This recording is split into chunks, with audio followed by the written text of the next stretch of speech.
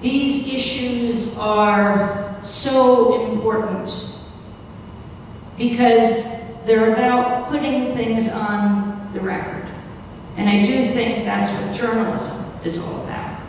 I come originally from Pacifica Radio, which was founded 61 years ago in Berkeley, California.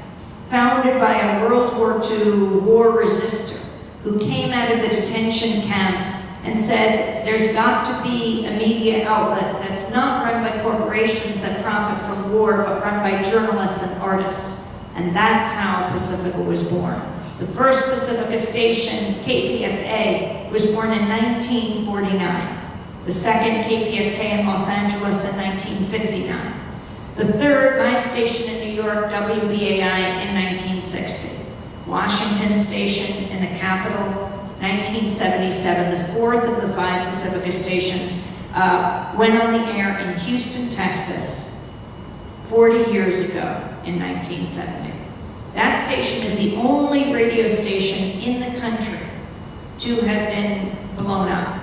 Well, they put it on the air in 1970, March 1970, and within a few months of operation, it was blown off the air. The Ku Klux Klan strapped dynamite to the base of the transmitter and blew it to smithereens. I don't remember if it was the Exalted Cyclops or the Grand Dragon. I often confuse their titles. But he said it was his proudest act.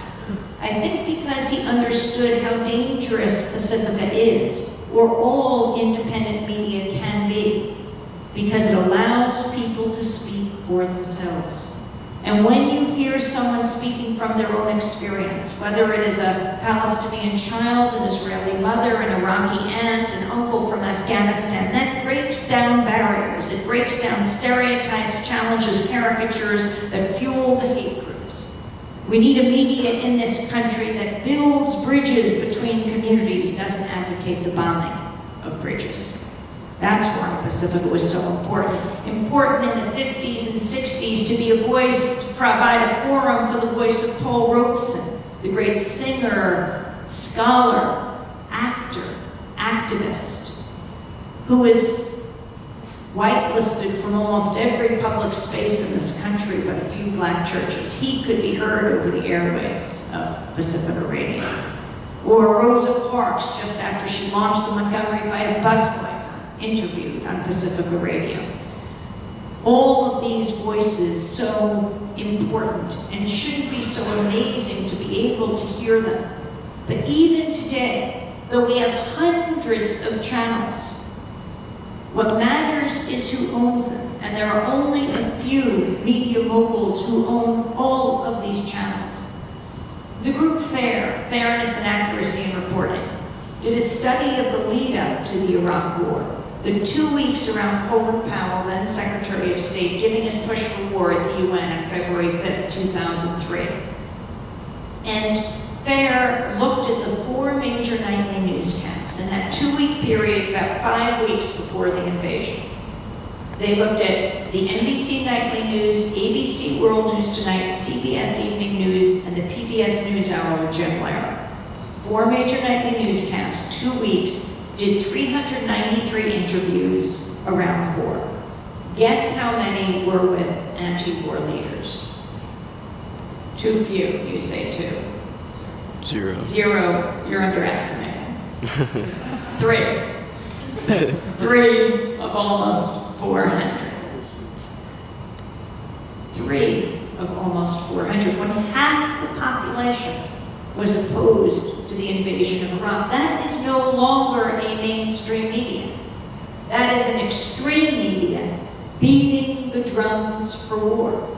Because those who are opposed to war are not a fringe minority, not even a silent majority, but the silenced majority, silenced by the corporate media, which is why we have to take it back. I'm very honored that Democracy Now! Airs in Chicago in many different ways on independent media, and I hope you all got a flyer and take a lot more to pass them around to get word out. But every morning, if you're not listening or watching or reading us at democracynow.org, the whole hour is streaming there and is also there throughout the day. Every morning at 8 o'clock, you can listen to us on WZRD, and I'm honored that they're recording here tonight, 88.3 FM. WLUW out of Loyola, 88.7 FM, runs us every morning at 9 a.m. WXMM, 88.9 every morning at 7. If you watch television, CAN TV, Chicago Access Network, every morning live at 7 a.m. on Channel 19. If you live in Evanston, Cable Channel 6 every morning at 7. You can also follow us on Twitter. You can just go to our website.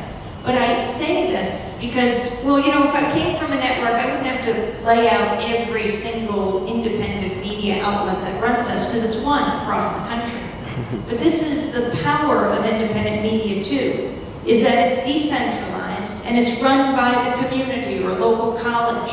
You can also ask WBEZ to run Democracy Now! I know they have considered it, and it would be very important. We broadcast on dozens of NPR stations and PBS stations around the country as well. But why is it important? Well, we went on the air 14 years ago as a community radio broadcast. And right around September 11, 2001, we went on television, and the show just exploded. I mean, hundreds and hundreds of TV and radio stations asked to run Democracy Now! And now we're broadcasting on over 800 stations. Why? I think because people are hungry for grassroots voices. It's a grassroots, global, unembedded, independent, international, investigative news hour every day. The first column in my latest book, called Breaking the Sound Barrier, takes place right before the invasion of Iraq, and I have Dennis Moynihan to thank for making these columns. Any newspaper, the Chicago Tribune, or any local paper can run these columns every week. And we put them together in a book. Is right about the lead up to the invasion. And it's about the United Nations, a tapestry that hangs in front of the UN Security Council. It's a tapestry reproduction of Pablo Picasso's Guernica. The Guernica, that painting of the horrors of war, of a town in Spain during Franco's time, Guernica, that was bombed. And it shows the agony and pain of war in the faces of the animals and the people. And it's come to be an anti-war symbol around the world. Hanging in front of the UN Security Council, it wasn't lost on the UN and US officials. The irony of having Colin Powell and other UN officials and US officials making their pro-war pronouncements in front of this symbol. So they shrouded the tapestry. They pulled a blue curtain over it. I think it's our job as journalists to pull that curtain back. I've written a series of books with my brother David Goodman, also a journalist. The first was called The Exception to the Rulers, and there's a reason for that. That's the motto of Democracy Now!, the exception to the rulers. The second one is called Static, and the reason we call it that is in this high-tech digital age with high-definition television and digital radio, still all we ever get is static. That veil of distortion and lies and misrepresentations and half-truths that obscure reality. When what we need the media to give us is the dictionary definition of static. Criticism, opposition, unwanted interference. We need a media that covers power, not covers for power. We need a media that is the fourth estate, not for the state. And we need a media that covers the movements that create static and make history. And we should demand this. Not only shore up independent media, but demand this of the networks. Don't forget, they are using your public property. They are using a national treasure. They are using the public airwaves, and they too have a responsibility to bring out the full diversity of voices. And if they don't, they should have their licenses revoked. And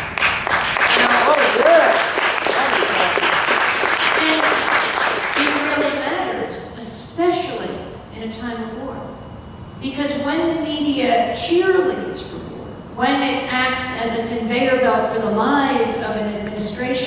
The lies take lives. Yes, it really does